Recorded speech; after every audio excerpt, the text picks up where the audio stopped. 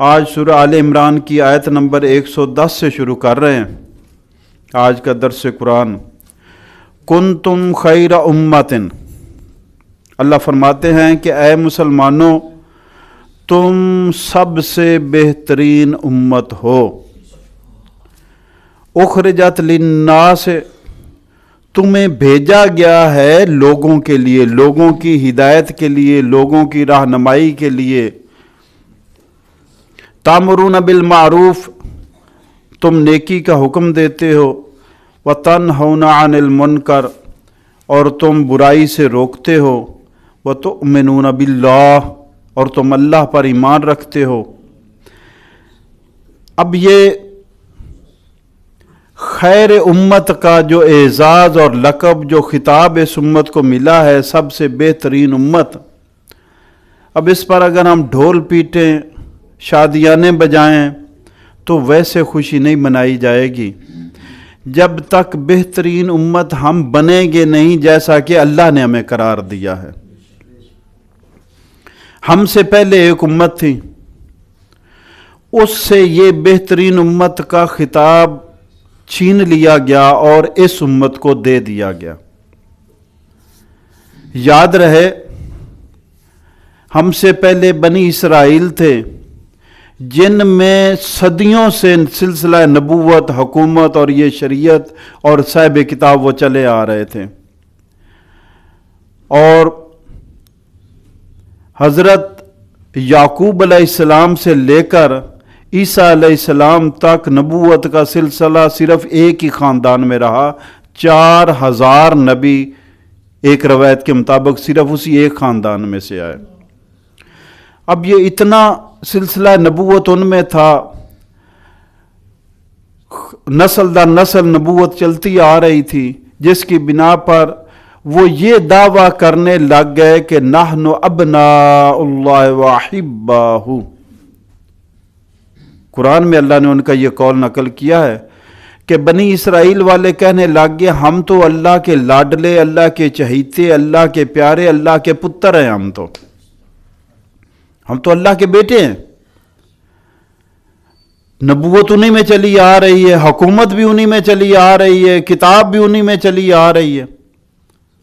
تو اتنا عرصہ دراز تک نبوت رہنے کی بنا پر دماغ کچھ آؤٹ ہو جاتے ہیں۔ جب زیادہ بندہ لاڈلا بنتا ہے تو لاڈلا بننے کی وجہ سے پھر وہ لاپرواہی برتنے لگ جاتا ہے۔ تو اللہ کے احکام پر عمل سے لاڈلا اللہ کا بندہ بنتا ہے۔ وہ حدیث قدسی یاد ہے نا کہ جو میرے قریب ہوتا ہے میں اس کے ہاتھ بن جاتا ہوں، لاڈلا بنتا ہے وہ۔ اللہ اس کے ہاتھ بن گیا، پاؤں بن گیا، اس کی آنکھیں، اس کے کان، اللہ کا ولی بن جاتا ہے۔ تو حدیث قدسی میں آتا ہے من عاد لی ولیا فقد آذنتہ بالحرب۔ دو ہی بار اللہ کا اعلان جنگ ہے، ایک قرآن میں آتا ہے، ایک حدیث قدسی میں آتا ہے۔ قرآن میں جو اعلان جنگ ہے اللہ کا، فرمایا جو سود سے باز نہ آئے اس کے خلاف میرا اور میرے رسول کا اعلان جنگ ہے۔ یہ تو قرآن میں اعلان جنگ ہے۔ اور حدیث میں اعلان جنگ ہے کہ اللہ فرماتے ہیں، حدیث قدسی ہے، من عاد لی ولیا، جس نے میرے بندے سے، میرے ولی سے، میرے دوست سے دشمنی کر لی، فقد آذنتہ بالحرب، تو سن لو میرا اعلان جنگ ہے پھر اس کے خلاف۔ تو اللہ کا ولی جس کی اللہ ہاتھ بن جاتا ہے، پاؤں بن جاتا ہے، آنکھیں بن جاتا ہے، وہ اطاعت سے بنتا ہے۔ جتنا اللہ کی اطاعت زیادہ ہوتی جائے گی، اللہ کا قرب زیادہ ہوتا جائے گا، اللہ سے تعلق زیادہ ہوتا جائے گا، اللہ کا لاڈلا ہوتا جائے گا۔ حدیث پاک میں یہاں تک آتا ہے کہ یہ جو بعض اوقات یہ جو غبار آلود چہروں والے ہوتے ہیں، ایسے اللہ کے لاڈلے ہوتے ہیں کہ اگر وہ کسی کام کی، یہ صحیح حدیث میں بخاری مسلم میں غالباً روایت ہے کہ اگر وہ کسی کام پر قسم کھا لیں تو اللہ ان کی قسم کو پورا کرتا ہے، ویسے ہی کر دیتا ہے۔ تم ان کو بادیہ نشین اور غبار آلود اور خاک نشین تم ان کو سمجھتے ہو۔ تو ایسے بنی اسرائیل کا دماغ بھی اسی وجہ سے خراب ہوا کہ سال ہا سال تک اللہ کے پیارے انبیاء ان میں آتے رہے تو وہ سمجھنے لگے شاید ہمارے جیسا ہے ہی کوئی نہ، تو کہنے لگے نحن ابناء اللہ، ہم اللہ کے لاڈلے بیٹے ہیں، واحبہ، اور اللہ کے پیارے اور چہیتے ہیں۔ لیکن جب نافرمانیاں بڑھیں تو اللہ نے بنی اسماعیل میں سے محمد رسول اللہ صلی اللہ علیہ وسلم کو منتخب فرمایا، ان سے نبوت چھن گئی، اور خیر الامت، بہترین، اس زمانے کی بہترین امت ہوئی تھی، اس میں کوئی شک نہیں۔ قرآن میں آتا ہے کہ ہم نے تمہیں فضیلت دی سارے جہانوں پر ان کے لیے، اور اس زمانے کے سارے امتوں قوموں پر ان کو فضیلت تھی۔ ان کے لیے آسمان سے من و سلوہ آتا تھا، ان کے لیے پتھر سے چشمے پھوٹ پڑتے تھے، ان کے لیے بادل سایہ فگن رہتا تھا کہ دھوپ نہ لگے، اتنے لاڈلے تو تھے وہ۔ لیکن جب نبوت بنی اسماعیل میں آ گئی تو خیر امت کا خطاب بھی ان سے چھین کر ان میں آ گیا کہ وہ جو قوموں کی رہنمائی کرتے تھے اللہ کی طرف وحی کے مطابق، اب وہ ذمہ داری بنی اسرائیل سے چھین کر بنی اسماعیل میں آ گئی۔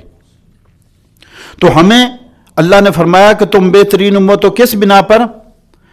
تَأْمُرُونَ اخرجت للناس، سے پہلی وجہ تو یہ ہے کہ تمہیں لوگوں کے لیے بھیجا گیا ہے، تمہیں نکالا گیا ہے، بھیجا گیا ہے دوسروں کی ہدایت کے لیے۔ یہ نہیں کہ تم گھر میں بیٹھ رہو اور کہو کہ ہم تو سب سے بہتر ہیں، تمہیں دوسروں کی رہنمائی کے لیے، ہدایت کے لیے بھیجا گیا۔ پہلی بات تَأْمُرُونَ بِالْمَعْرُوفِ، اور دوسری بات یہ ہے کہ تمہاری ایک شان ہے کہ تم نیکی کا حکم دو گے، وَتَنْهُونَ عَنِ الْمُنْكَرِ، اور برائی سے، گناہ سے لوگوں کو روکا کرو گے، وَتُؤْمِنُونَ بِاللَّهِ، اور اس کام پر نیکی کا حکم کرنا اور برائی سے روکنا کوئی اتنا آسان کام ہے؟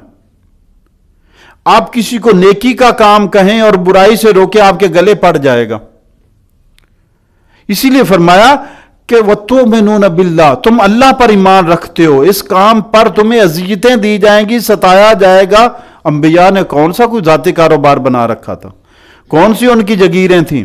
سب سے زیادہ اذیتیں اور ستایا گیا انبیاء علیہ السلام کو، اس لیے کہ وہ اللہ کا پیغام پہنچاتے تھے، اور اللہ کا حق کا پیغام باطل ڈٹ جاتا ہے اس کے مقابلے میں۔ وَتُؤْمِنُونَ بِاللَّهِ، تم یہ کام کس لیے کرتے ہو؟ لوگوں کے لیے اپنا مال، اپنا وقت، اپنی جان لگاتے ہو لوگوں کی رہنمائی کے لیے، لوگوں تک اللہ کا پیغام پہنچانے میں، نیکی کا حکم کرتے ہو، برائی سے روکتے ہو، اس لیے وَتُؤْمِنُونَ بِاللَّهِ کہ تم اللہ پر ایمان رکھتے ہو، اللہ کا کام سمجھ کر یہ کرتے ہو۔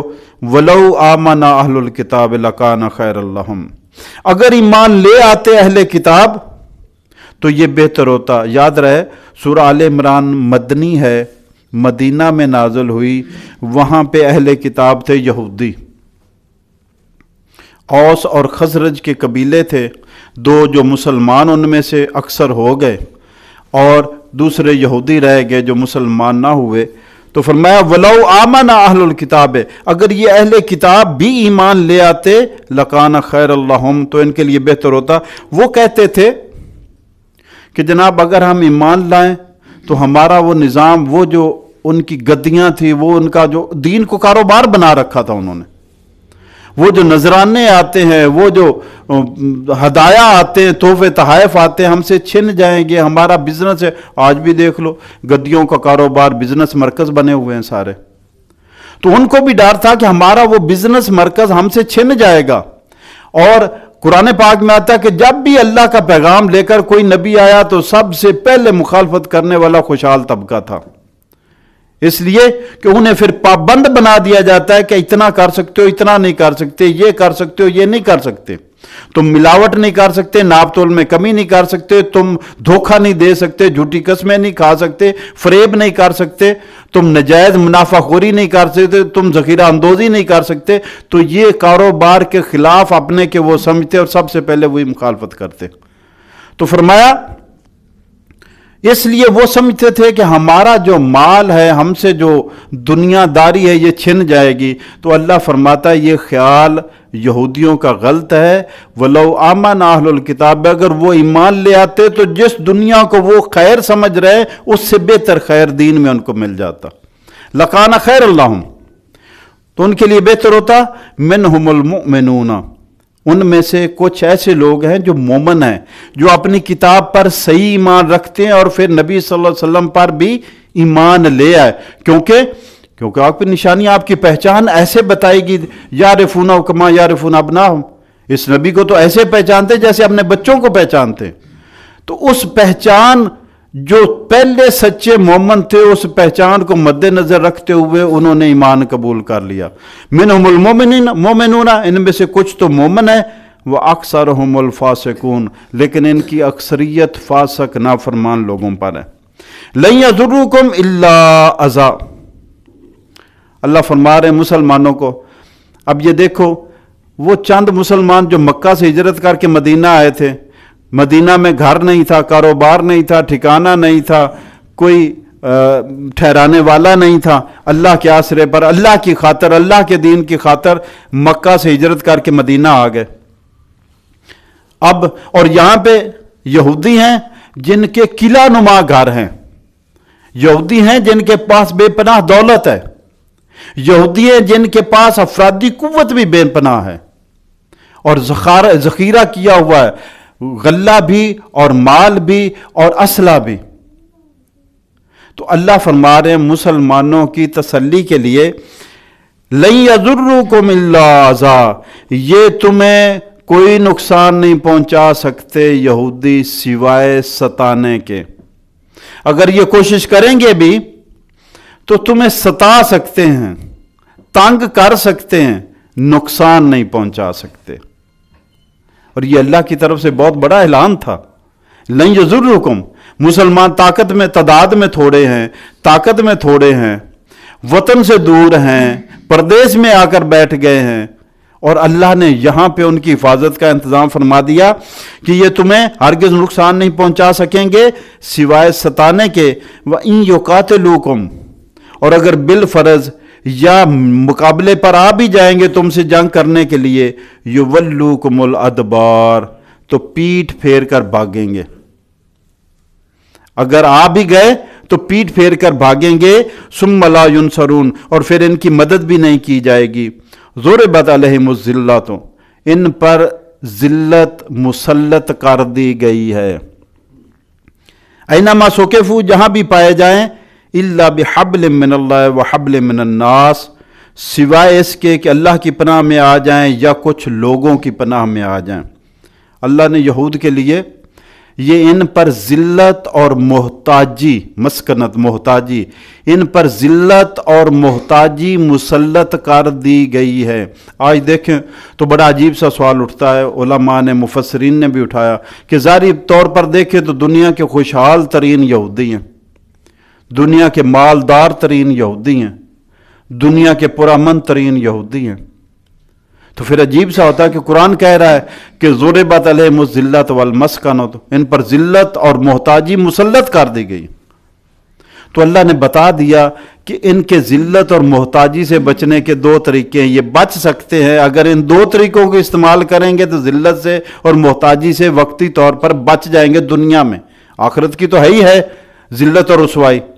دنیا میں دو طریقے ہیں، یا تو اللہ کی پناہ میں آ جائیں، کسی اسلامی حکومت کے زیر سایہ ذمہ بن جائیں، ذمہ بن جائے. اسلامی ریاست ہے جیسے ہماری پاکستان ہے، تو یہاں پہ جو غیر مسلم ہے وہ ذمہ کے حکم میں ہے، ان کی حفاظت، مال، عزت، آبرو کی حفاظت کی ذمہ دار مسلم حکومت ہے. تو فرمایا یہ ذلت اور محتاجی سے بچ سکتے ہیں یا تو ذمہ بن جائیں، اور حبل من الناس، یا کسی اور ملک کچھ اور لوگ ان کو پناہ دے دیں تو پھر بھی ذلت سے بچ جائیں گے.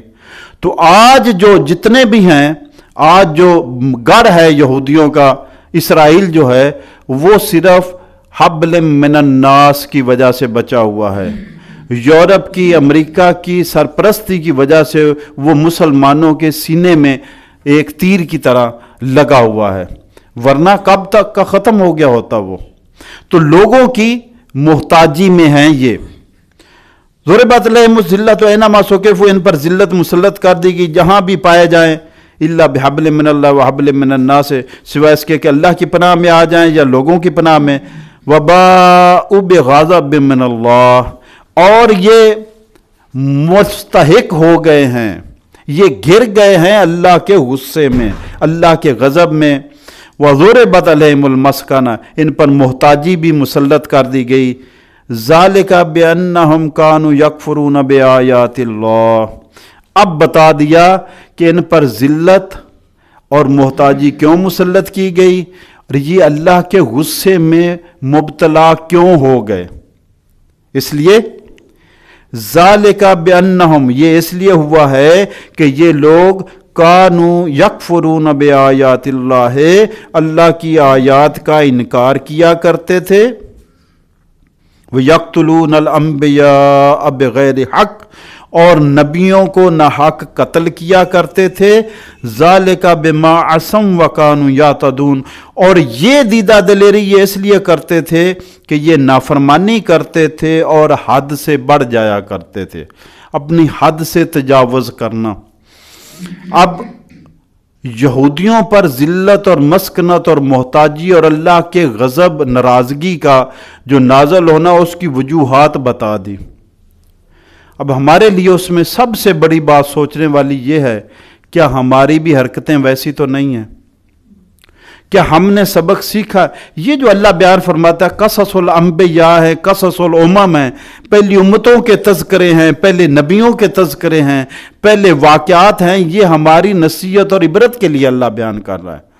یہ نہیں ہے کہ کتاب کا سائز بڑا بنانا تھا یا تاکہ کسی کہانی سنا کر دل بہلایا جائے۔ یہ رہنمائی کے لیے ہیں، یہ ہدایت کے لیے ہے، یہ عبرت اور نصیحت کے لیے ہے۔ تو فرمایا کیونکہ اللہ کی آیات کا انکار کرتے تھے۔ کیا ہم آج تو اللہ کی آیات کا انکار نہیں؟ خدا نخواستہ کوئی ایسا تو نہیں ہے جو کہے سود آج جائز ہے، خدا نخواستہ کوئی ایسا تو نہیں جو کہے کہ شراب اب جائز ہے، خدا نخواستہ ایسا تو نہیں کہ کوئی کہے کہ جناب بیٹی کا اور میری بہن کا یا بیوہ کا وراثت میں میرے دادے کا یا دادی کا حق ہی کوئی نہیں، اب تو یہ سارا مال میرا ہے۔ یہ اللہ کے حکموں کی نافرمانی بن جائے گی۔ اللہ کے حکموں کی نافرمانی، انکار جو ہے، یہ یہودیوں کا شیوا تھا جس وجہ سے ان پر ذلت اور مسکنت مسلط کر دی گئی۔ لیسوا سواء، اللہ فرماتا ہے یہ سارے برابر نہیں ہیں۔ جیسے کہتے ہیں نا 5 انگلیاں برابر نہیں ہوتی، ایسے کبھی بھی نہیں ہوتا۔ ہر جماعت میں، ہر گروہ میں، ہر فرقے میں، ہر علاقے میں کچھ اچھے ہوتے ہیں، کچھ برے ہوتے ہیں، کچھ درمیان میں درمیانہ روی میانہ روی اختیار کرنے والے ہوتے ہیں۔ تو فرمایا لیسوا سواء، یہ سارے برابر نہیں ہیں بنی اسرائیل یہودی۔ من اہل الکتاب امۃ، ان اہل کتاب میں سے یہودیوں میں سے ایک گروہ ایسا بھی ہے قائمۃ، جو قائم ہے حق پر، جو حق پر قائم ہے۔ سارے ہی نہیں بھٹک گئے تھے، سارے ہی گمراہ۔ آج ہمارا مسلمانوں کا حال آپ دیکھ لیں، 1 ارب سے زیادہ ہو چکے ہیں۔ ان میں سے ایسے بھی ہیں جو شرکیہ حرکات کو بھی جائز سمجھ کر کیے جا رہے ہیں۔ لیکن قرآن کے مطابق اقلیت ہمیشہ حق پر قائم رہی ہے، پہلے بھی رہی ہے، اب بھی ہے۔ اللہ فرماتے ہیں بہت کم ہیں جو شکر ادا کرتے ہیں، بہت کم ہیں جو ایمان پر قائم رہتے ہیں، بہت کم ہیں جو علم رکھتے ہیں، اکثریت جاہل، نادان، ناشکرے۔ تو فرمایا منہم من اہل الکتاب امۃ قائمۃ، اہل کتاب میں ایک جماعت، ایک گروہ ایسا ابھی قائم ہے، ابھی باقی ہے، جو حق پر قائم ہے۔ یتلون آیات اللہ، وہ اللہ کی آیات کی تلاوت کرتے ہیں، آناء اللیل، رات کی گھڑیوں میں، وہم یسجدون، اور وہ سجدوں میں رہتے ہیں، سجدے بھی کرتے ہیں، اللہ کی آیات کی تلاوت کرتے ہیں۔ اب ایسے جیسے ہمارے ہاں بھی اللہ کی آیات تو گھروں میں پڑی ہوئی ہیں، کچھ نے قسمیں اٹھانے کے لیے رکھی ہوئی ہے، کچھ نے رخصتی کے سر پر چھتری بنانے کے لیے قرآن کو رکھا ہوا ہے، کچھ نے ایسے ہی چومنے چاٹنے کے لیے رکھا ہوا ہے، کچھ کام یہ لیتے ہیں کہ ایک رات میں پورا الف لام سے الحم سے والناس تک پڑھ دیا، شبینہ گزار دیا۔ یہ ہے، اس کو سمجھ کر پڑھنا ہے، اس کو۔ اب دیکھیں ہم حافظ بنے ہوئے ہیں، اللہ نے ہمیں حافظ کی بجائے حامل بنایا ہے اس کتاب کا، اس کتاب کی ذمہ داری لو۔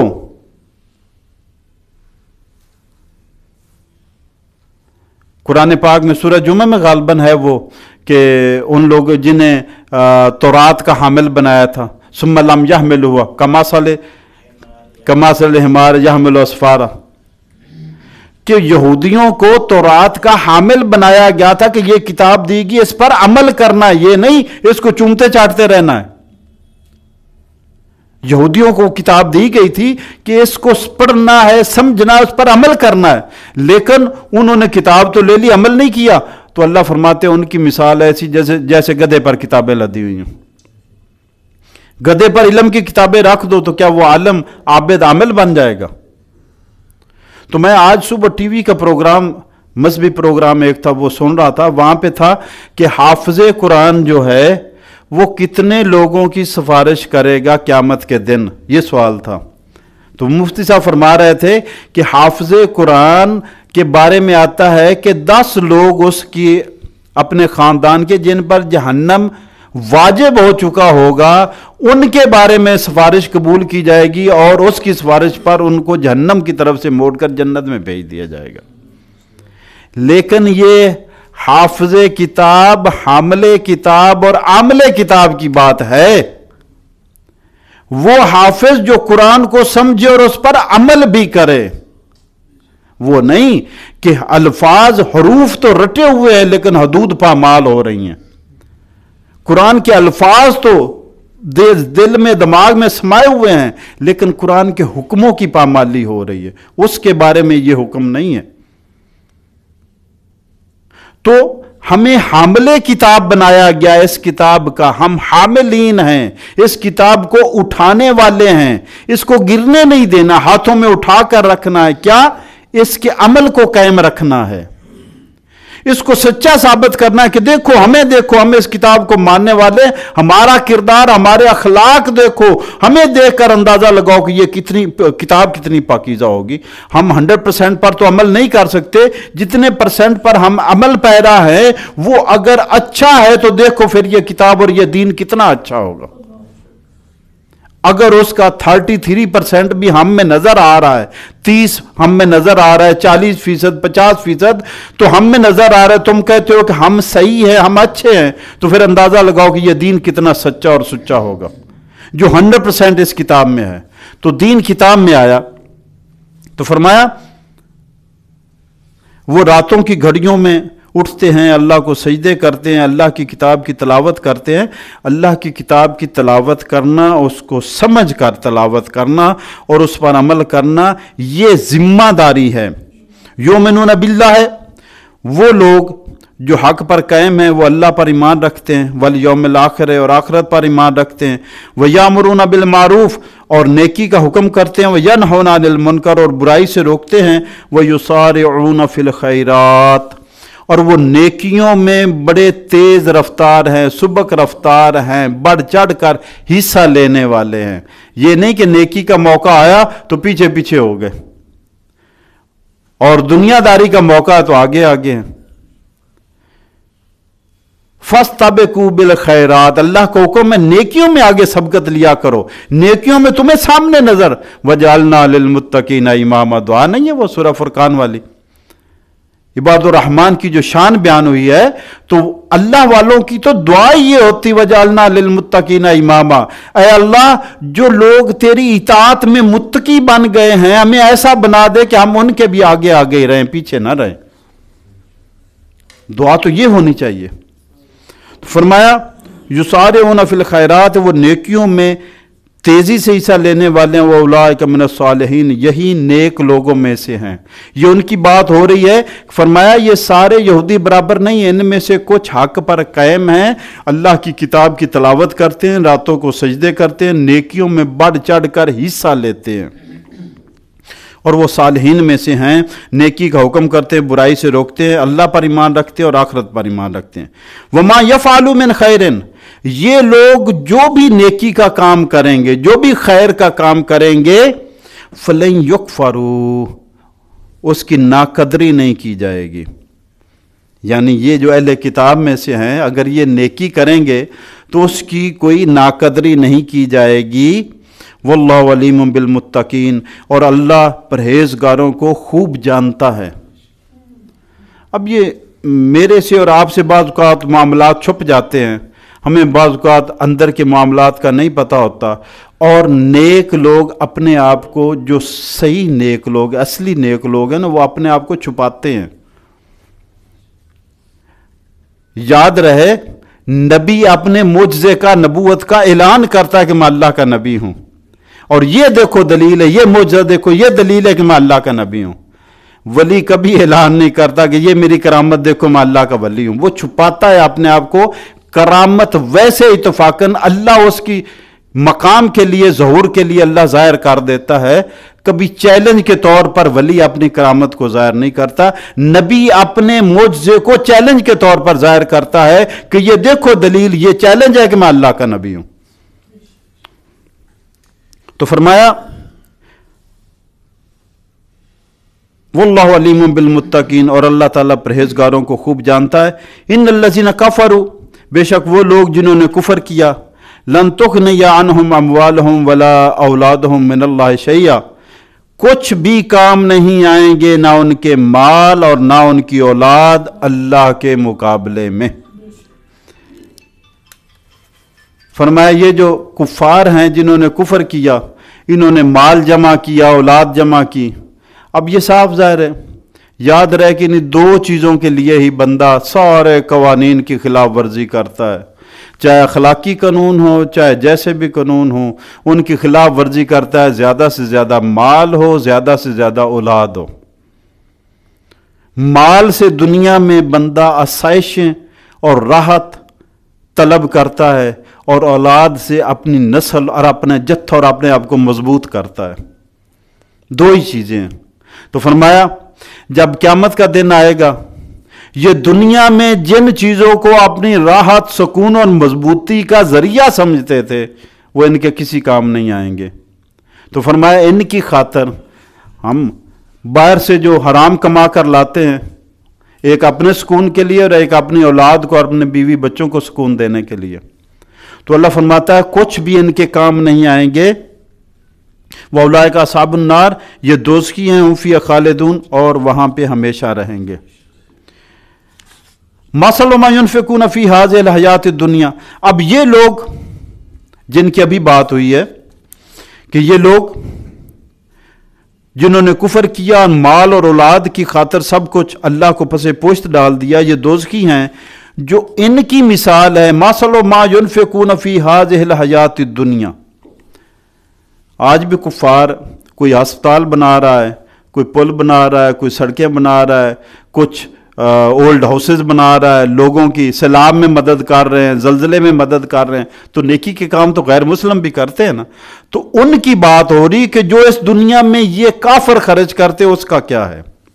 مَثَلُ مَا يُنْفِقُونَ فِي هَٰذِهِ الْحَيَاةِ الدُّنْيَا، اس دنیا میں وہ جو خرچ کرتے ہیں اس کی مثال ایسی ہے، کَمَثَلِ رِیحٍ، جیسے ہوا ہو، فیہا سرٌ، اور وہ ہوا سخت ٹھنڈی ہو، جیسے آج کل ٹھنڈی ہوا ہے یا شمالی علاقہ جات کی، اصابت حرث قوم، وہ کسی قوم کی کھیتی پر اتنی ٹھنڈی ہوا جا پڑے۔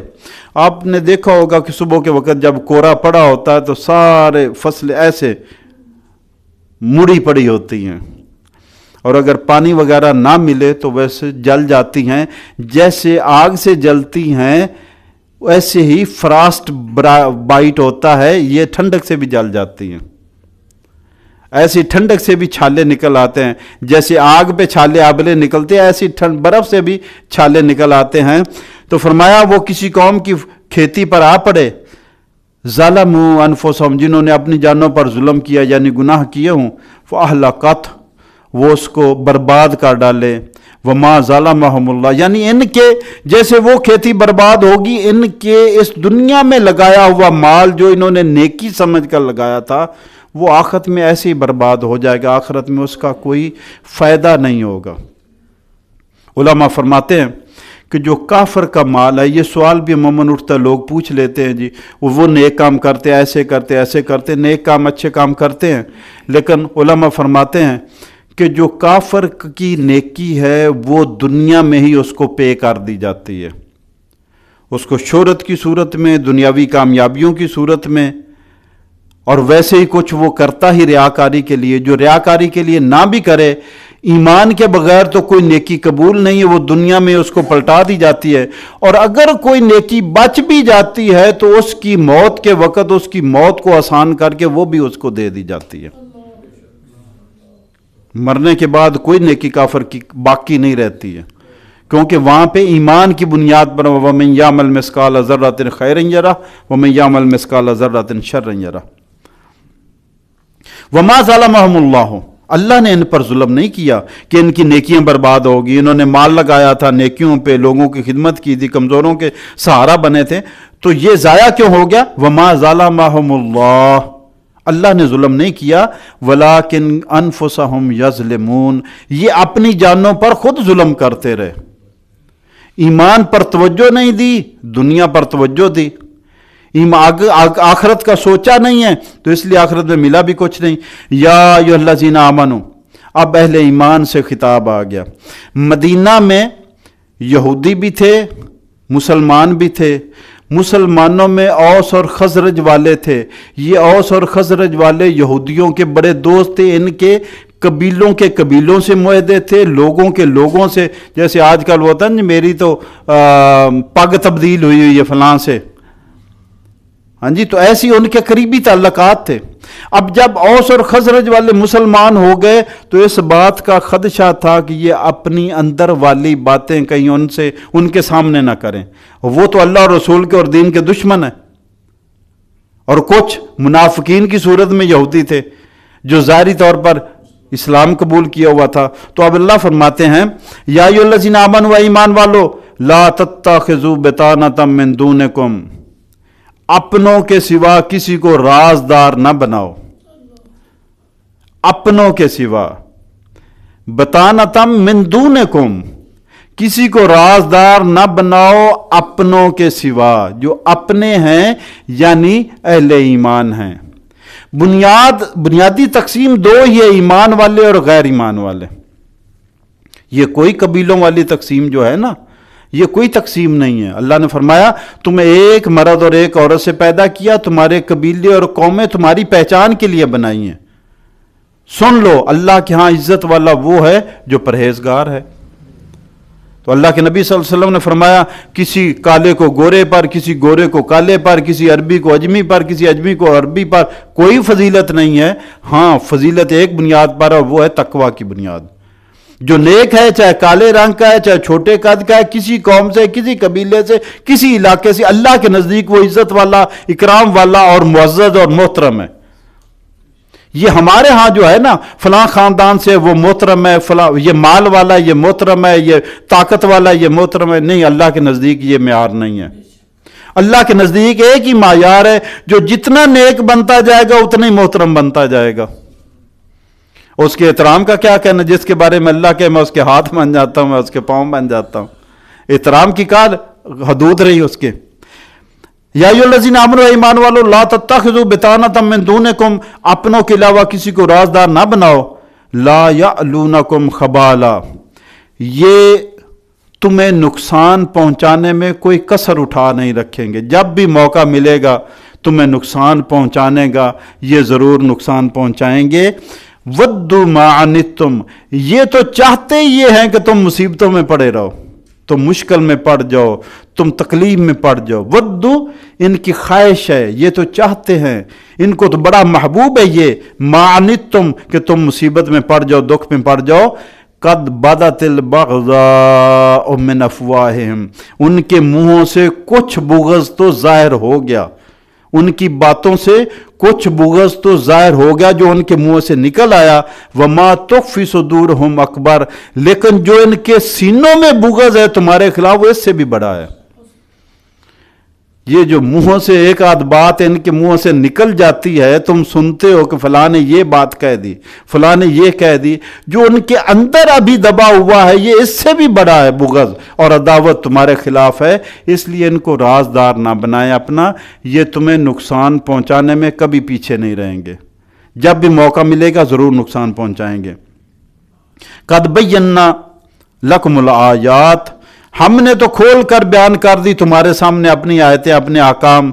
ان کنتم تعقلون، اگر تم عقل رکھتے ہو، اگر تم سمجھتے ہو، اگر تم سوجھ بوجھ رکھتے ہو تو ہم نے کھول کر ساری باتیں بیان کر دی ہیں کہ اپنوں کے سوا کسی کو رازدار نہیں بنانا، یہ تمہیں نقصان پہنچائیں گے۔ ہاں انتم اولائی تحبونہم، یہ تم ہی ہو جو ان سے محبت کرتے ہو، ولا یحبونکم، وہ تم سے محبت نہیں کرتے۔ اچھا مومن جو ہوتا ہے نا، مومن، ادھر دیکھو آدم علیہ السلام کو شیطان نے سجدہ نہیں کیا، فرشتوں نے سجدہ کیا۔ اللہ نے فرمایا کہ اے آدم، یہ تیرا اور تیری بیوی کا دشمن ہے، اس سے بچ کر رہنا ورنہ مشکل میں پڑ جاؤ گے۔ یہاں پہ تو نہ بھوک لگتی ہے نہ پیاس لگتی ہے، پھر بھوک پیاس والے علاقے میں چلے جاؤ گے۔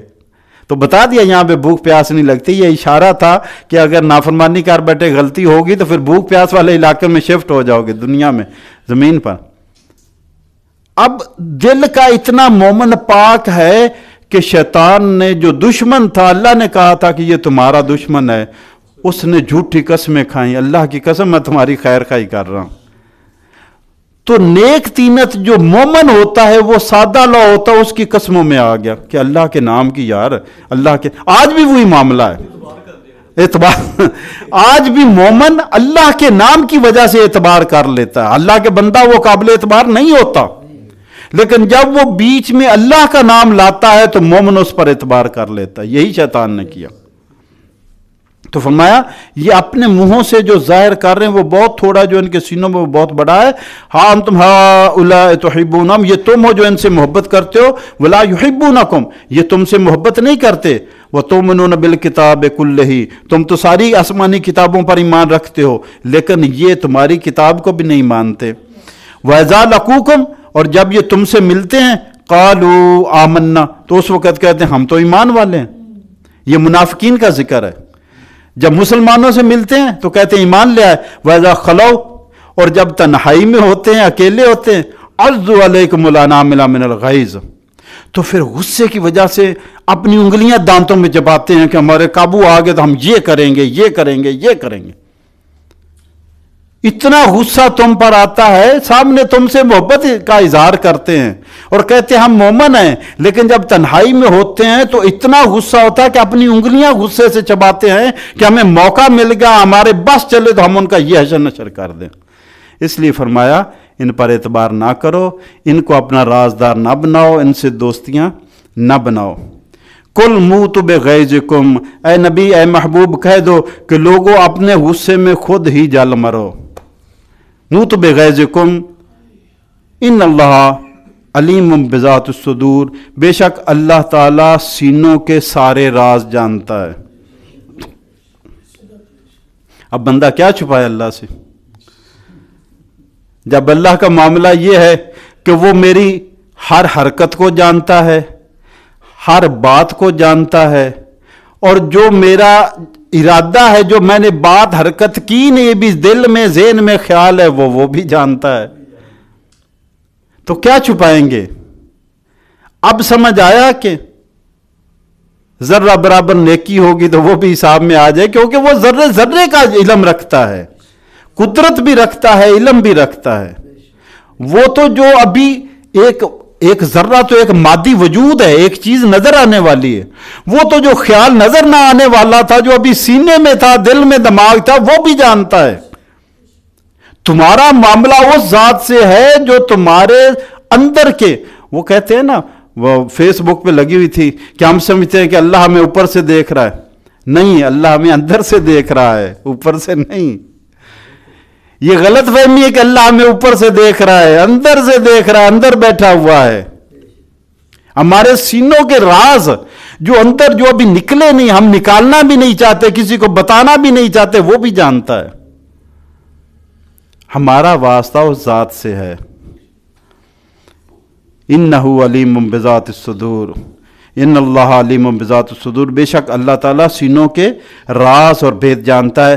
ان تمسسکم حسنۃ تسؤہم، اے مسلمانوں، اگر تمہیں کوئی کامیابی ملے، اچھی خبر ملے، تو یہ کفار، یہ یہودی، ان کو برا لگتا ہے۔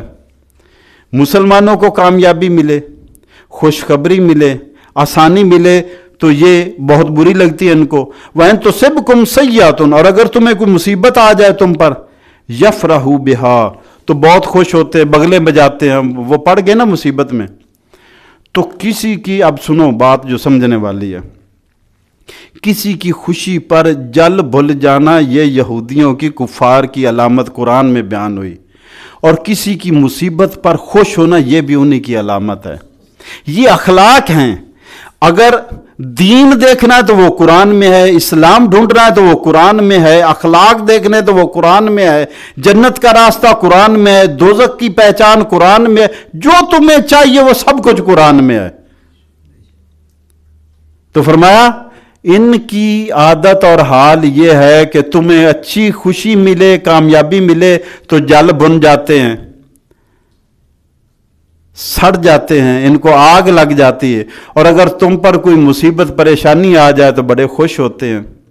تو ہمیں اپنے اخلاق کو تبدیل کرنا ہے کہ ہمیں کن جیسا بننا ہے. اللہ نے پہچان بتا دی کہ ان کے اخلاق کیا ہیں اور مومن کے اخلاق کیا ہے. تخلقوا باخلاق اللہ، حدیث میں آتا ہے کہ تم اپنے اوپر اللہ کے اخلاق طاری کرو. اللہ معاف کرنے والا، تم معاف کیا کرو. اللہ درگزر کرنے والا، تم درگزر کیا کرو. اپنے اوپر اللہ کے اخلاق طاری کرو. ایک شخص نے حضرت عائشہ صدیقہ رضی اللہ تعالی عنہ سے پوچھا کہ رسول اللہ صلی اللہ علیہ وسلم کے اخلاق کیسے تھے؟ فرمایا تو نے قرآن پڑھا ہے؟ کہنے لگا ہاں. فرمایا جو اللہ کے رسول کے اخلاق آپ قرآن کا نمونہ تھے. کانا خلقہ القرآن، قرآن پڑھ، یہ سارا ان کے اخلاق کا ہی ہے. اس میں جو جو بات ہوئی کہ یہ کرنا وہ کرتے تھے، یہ نہیں کرنا وہ نہیں کرتے تھے. جو کرنے کا حکم دیا وہ آپ کی کرنے کی زندگی تھی، جس سے بچنے کا حکم دیا وہ آپ کی بچنے کی زندگی تھی. کانا خلقہ القرآن، قرآن آپ کا پورا اخلاق تھا. ہم اخلاق سمجھتے میٹھا بول لینا، نہیں، اخلاق پورا کردار ہے، پوری زندگی ہے. کانا خلقہ القرآن. تو فرمایا ان تمسسکم حسنۃ تسؤہم، اگر تمہیں کوئی اچھی خبر ملے تو یہ تنگ ہوتے ہیں، انہیں آگ لگ جاتی ہے، آگ بگولا ہوتے ہیں. وَإِن تُصِبْكُمْ سَیِّئَةٌ یفرحوا بہا، اور اگر تمہیں کوئی مصیبت پہنچے تو یہ خوشیاں مناتے ہیں. وَإِن تَصْبِرُوا وَتَتَّقُوا، اے مسلمانوں، ان کے کفار کے اس رویے کے باوجود اگر تم صبر کرو اور پرہیزگاری پر قائم رہو. صبر کیا ہے؟ ہم پہلے بھی بات کر چکے، آج کی تقریباً آخری بات ہے. صبر کا لفظی معنی ہے روک کے رکھنا، اپنے آپ کو روک رکھنا. صبر تین طرح کا ہے، نیکی پر صبر ہے، گناہ پر صبر ہے، اور مصیبت پر صبر ہے. نیکی پر صبر یہ ہے کہ نیکی پر قائم رکھنا، اپنے آپ کو چھوٹنے نہیں دینی، نماز روزہ چھوٹنے نہیں دینا، نیکی جانے نہیں دینی، اس کو اپنے آپ کو اس پر قائم رکھنا، مستعد رکھنا نیکیاں کرنے پر. اور گناہ پر صبر ہے، گناہ سے بچنے پر صبر، اس سے بچنے پر قائم رہنا، اپنے آپ کو قائم رکھنا کہ مجھ سے گناہ سرزد نہ ہو جائے. اور مصیبت صبر ہے کہ اگر کوئی مصیبت، دکھ، تکلیف، بیماری، اذیت آ جائے تو شکوہ نہیں کرنا، صبر کرنا، اللہ سے رحمت کی امید کرنا اور اللہ سے درخواست اور دعا کرنا آسانی کی. یا اللہ میں بہت کمزور ہوں. جب بھی بات کرنی اللہ سے کرنا. صاحب ظاہر ہے میری اور آپ کی مصیبت رفع کون کر سکتا ہے؟ اللہ کر سکتا ہے. تو کریں تو اس سے کریں جو کر سکتا ہے. دوسرے سے شکوہ اور شکایت اور اظہار تکلیف کا کرنے سے ہوگا کچھ نہیں، لیکن وہ شکایت بن جائے گی. اللہ سے کریں گے تو دعا بنے گی، التجا بنے گی، مناجات بنے گی. مناجات، یا اللہ میں کتنا کمزور ہوں، تو مجھ سے زیادہ مجھے جانتا میں کتنا کمزور ہوں، مجھ سے یہ بوجھ اٹھایا نہیں جا رہا، مجھ سے یہ تکلیف برداشت نہیں ہو رہی، مجھ پہ رحم فرما، مجھے معاف فرما. یا اللہ تو نے تو ایوب علیہ السلام کو بھی بیماری سے شفا دے دی تھی، تو نے تو یوسف علیہ السلام کو قید سے نجات دے دی تھی.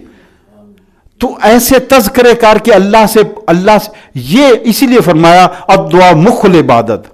ایسی دعا جو اللہ کے سامنے ایسے کی جاتی وہ عبادتوں کا نچوڑ بن جاتی ہے.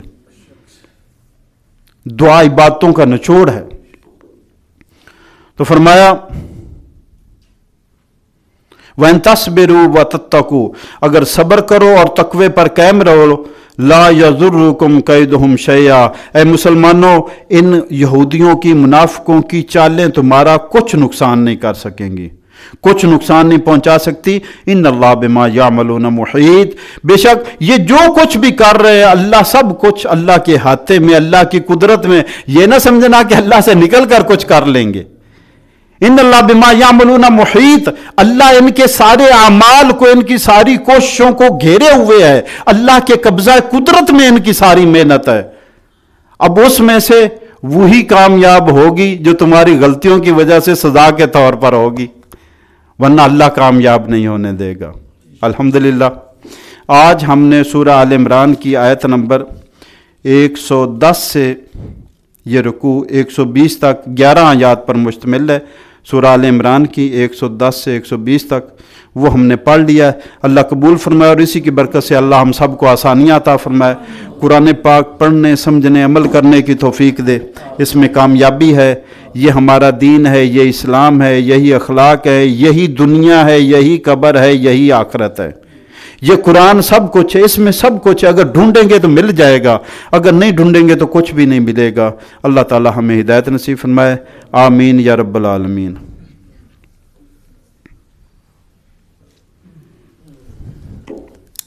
अल्हम्दुलिल्लाह रब्बिल आलमीन अर्रहमानिर रहीम मालिक यौमिद्दीन। अल्लाहुम्मा सल्लि अला मुहम्मदिन व अला आलि मुहम्मदिन व बारिक वसल्लिम। रब्बना ज़लमना अनफुसना व इल्लम तग़फिर लना व तरहमना लनकुनन्ना मिनल खासिरीन। अल्लाहुम्मा रब्बना आतिना फ़िद दुनिया हसनतम व फ़िल आखिरति हसनतम व क़िना अज़ाबन्नार।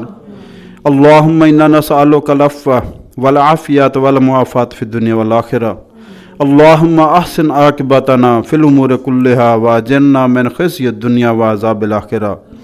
रब्बना ला तुज़िग़ क़ुलूबना बअद इज़ हदैतना व हब लना मिन लदुनका रहमतन इन्नका अंतल वह्हाब। रब्बना अस्रिफ़ अन्ना अज़ाब जहन्नम इन्ना अज़ाबहा काना गरामा इन्नहा साअत मुस्तक़र्रन व मुक़ामा। रब्बना हब लना मिन अज़वाजिना व ज़ुर्रिय्यतिना क़ुर्रत अयुन वजअलना लिलमुत्तक़ीना इमामा। या अल्लाह, अपने फ़ज़ल व करम से हमारी तिलावत, बयान और दुआ कबूल फरमा।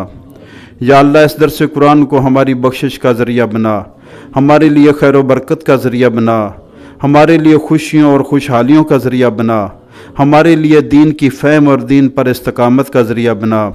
या अल्लाह, हमें इस्लाम पे कायम रख और ईमान पे मौत नसीब फरमा।